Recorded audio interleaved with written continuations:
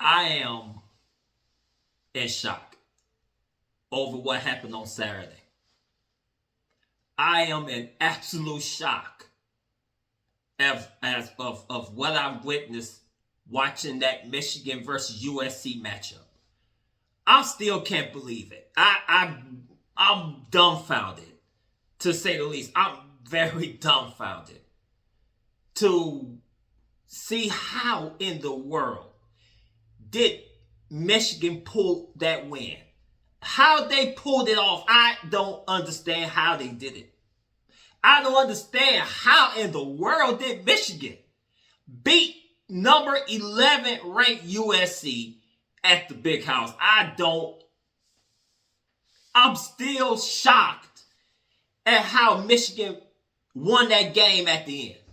It was impressive, to say the least. 79 yards for the touchdown. I don't know how Michigan pulled that off. And I'm a diehard Michigan fan. I've been a diehard Michigan fan for nearly 20 years.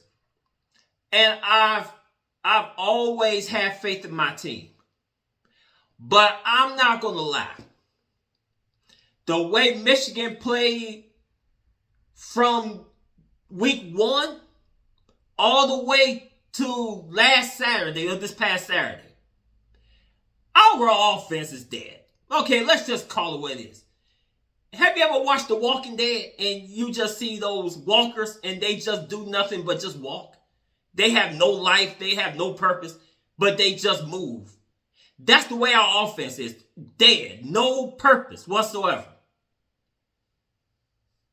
Quarterback play. We have no quarterback. Davis Warren is not the guy, Warren Davis, I'm sorry. Warren Davis is not a quarterback. Okay, that's why he got benched after week 3. Alex Orji started his first game yesterday as a full-time starter, and still the same result. We have no quarterback. No quarterback. So, no quarterback, that means the offense is very limited when it comes to their play or when it comes to their schemes. They're handicapped because they don't have a capable quarterback to execute the plays. No wonder why before the beginning of the season, Sharon Moore refused to name the starter because he had no confidence in Orji. He had no confidence in Alex Orji. And so that's why he made Warren Davis the starting QB in day 1. And to see how terrible he played, and he was the best quarterback out of the 2 that competed for the job, he chose Warren Davis to be the starter since week 1. And he stunk up the place. And now, after 3 games, they're going to put Orji. So he sat Warren Davis down, put Alex Orji in. Alex Orji is worse than Warren Davis. We have no quarterback. We barely even have a run game, folks. We barely even have a run game. And I said, you know what? I tempered my expectations. And I didn't make a video last week or the week before yesterday when Michigan played Arkansas State. I didn't even bother to make a video because it was going to be the same crap I'm talking about now. As far as there was no quarterback play, we have no quarterback, folks. We have no offense. Let's call it what it is. We have no offense whatsoever. And I made up in my mind that Michigan was not going to beat USC. Because of the talk before the game, throughout the week, before the matchup, people was talking about that USC has high explosive offense, and that USC had playmakers, and they was going to run up the score. They was going to blow Michigan out and all that stuff. And then I've been hearing all this talk all week. I've been hearing all this talk about USC going to come to the big house and they're going to blow out Michigan, and Michigan was going to be embarrassed in national TV. They're going to be embarrassed. And I've been hearing all this chatter going back and forth before the game throughout the week that USC is going to make a name for themselves when they come to the big house, and they're gonna blow us out. They're gonna hang at least 4 or 5 TDs on us. Oh, I've been hearing all that talk all week. I didn't expect this. I did not expect that Michigan was going to win during the last minutes of the game. I had no idea that Michigan was going to pull this off. I'm still shocked right now that Michigan actually, Michigan is, let's say what it is. Let's call it what it is. Michigan is in full rebuilding mode this year. We are in the full rebuild. I did not expect Michigan to beat number 11 ranked USC at the big house.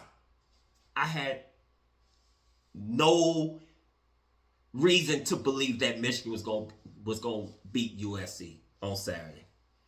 But man, it shocked me, man.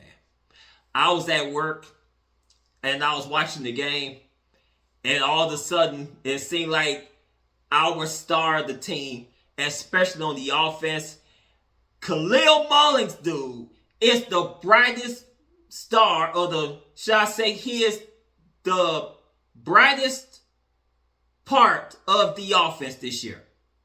Khalil Mullins, dude. Khalil Mullins, he actually made Donovan Edwards look slow. He made Donovan Edwards look like he should be a third running back on the depth chart. Khalil Mullins is the truth, folks. This man's playing like it. He's playing like it. So I'm reading this article on ESPN.com. And I was reading, far as not Orgy, but Khalil Mullins. Mullins rushed for 290 yards, including 79 on the final drive. Mullins got all 8 carries and broke through a pair of tackles for a 63-yard run to put Michigan in the red zone. He finished off the drive with a 1-yard scoring plunge on the 4th and goal with 37 seconds left in the game. One player won that game for us.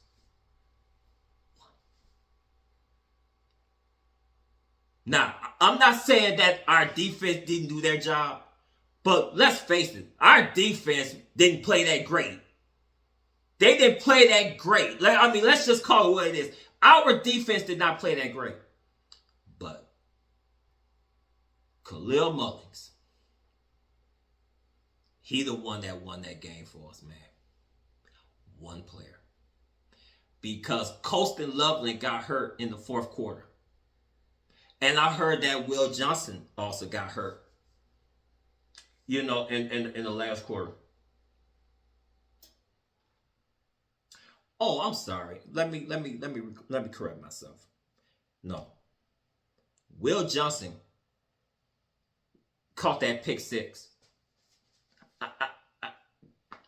So he did help win that game. So let me correct myself. Khalil Mullins and Will Johnson from that pick 6 helped Michigan win that game. Our offense, I don't know. At first, I made up in my mind that Michigan was not going to make a bowl game this year. That actually, I said prior to the game that I believe Michigan is going to be 5-7 because of the way our offense stinks. Let's just call it what it is. And I really say that, you know what? I'm not even looking for Michigan to even make a bowl game this year. And I wouldn't even be disappointed if Michigan didn't go to a bowl game because we don't deserve to play in the bowl game. The way our offense is performing, We don't even deserve to even play against a high school team. It's beyond embarrassing. But I understand. New coaching staff. We lost a ton of players from last year. And now it seems like Michigan is in full rebuild mode. And so I have to understand that we're not the same team. Michigan is not the same team. Team 145 is not the same as Team 144. It's not the same. It's totally different. And I have to understand that as a fan. And I have to exercise patience for Team 145. But our offense, this ain't it. We was lucky to beat USC. Lucky. That's all it was. So Michigan took care of business against the USC Trojans. And now next Saturday, Michigan got Minnesota on the schedule. I don't know that much about Minnesota as far as their personnel, as far as their offense, or how many returning starters they have, or whatever the case.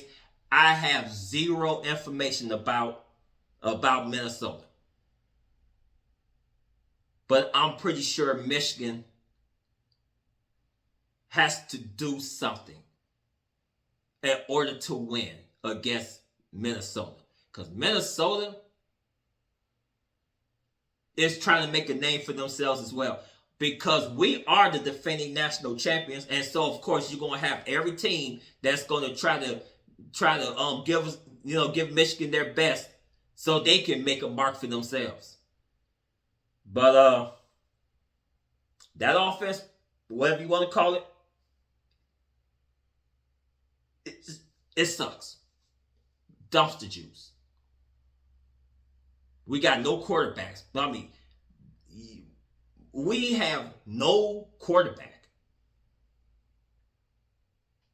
We have no quarterback to make our offense or to help add more plays to the offense. Or to open up the playbook, shall I say. Because we don't have a capable quarterback. Anytime you don't have a quarterback, the chances that your team is going to be successful is not good. So that's something that Michigan has to address after the year is over. Michigan might have to go into the portal. Michigan might have to spend some of that NIL money and bring in a worthy quarterback. You know, Michigan got to do something because this offense, if you want to call it offense,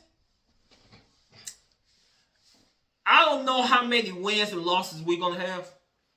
I'd be impressed if we have more wins than losses this year. And me as a Michigan fan, this really pains me to say this, but I'm just going to say it. One thing about me, yes, I'm a diehard Michigan fan, but I'm a realist. I'm a real Michigan fan, and I am an honest one. And one thing I will say,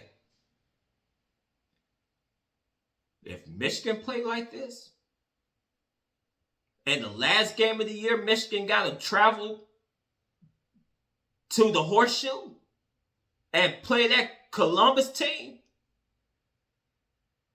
and our offense play like this, it's not going to even be a game. It's going to be an execution. And you think they're not going to try to run up the points on us? Especially after we beat them 3 years in a row and we won a national championship on top of that? You think they're not going to run the score up on us? Our offense better get it together before November 30th, or November 30th is going to be a very, very bad day if you're a Michigan fan. It's going to be a very bad day, a very long, excruciating day if you a Michigan fan. If our offense don't improve, if our quarterback play doesn't improve, and we're about to play a super team that spent $30 million on the players and the coaching staff, it's not going to even be a game. The game might be over in the first quarter. It may not even be watchable anymore.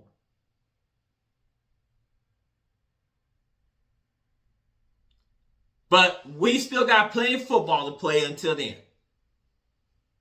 But I'm just saying, whatever Sharon Moore has to do, whatever that coaching staff has to do to wake our offense up, he got till Saturday, this coming Saturday, all the way to November 30th. So he got practically 2 months to make improvements prior to that game on November 30th. Because, like I said again, if that offense play like horse crap, and we got to play these people at their house, it's going to be a slaughter.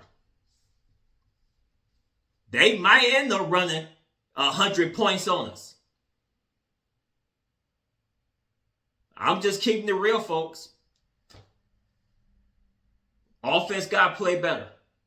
But like I said again, congratulations to Michigan.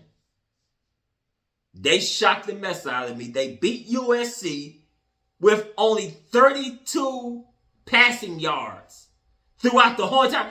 32 passing yards. 32 passing yards. That's terrible. That's bad.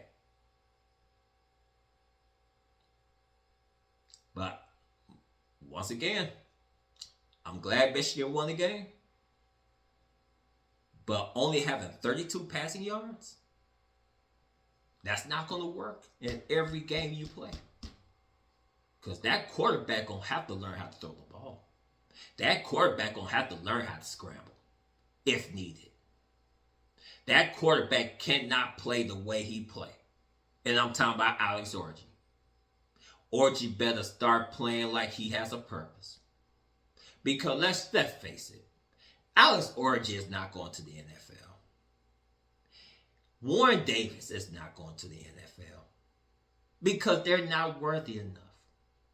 Even if they had another year under their belt, they're not good enough to make the NFL. So they might as well make the best of this experience. Because they may never see another football field once they leave Michigan. Because they're not good enough to make the NFL. Or to get drafted. So they better be focused on getting that Michigan degree. And get ready for life outside of football. Because they're not worthy enough to even be considered to be drafted. Not even to be an unsigned free agent. They're not worthy.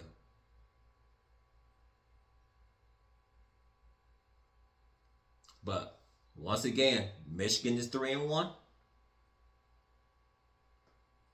We did get creamed by a good Texas team. Now Texas is ranked number 2. And actually, Texas is ranked number 1 in some polls. So we played a possible national championship team 2 Saturdays ago. Or should I say 3 Saturdays ago. But Coach Moore, he got his work cut out for him.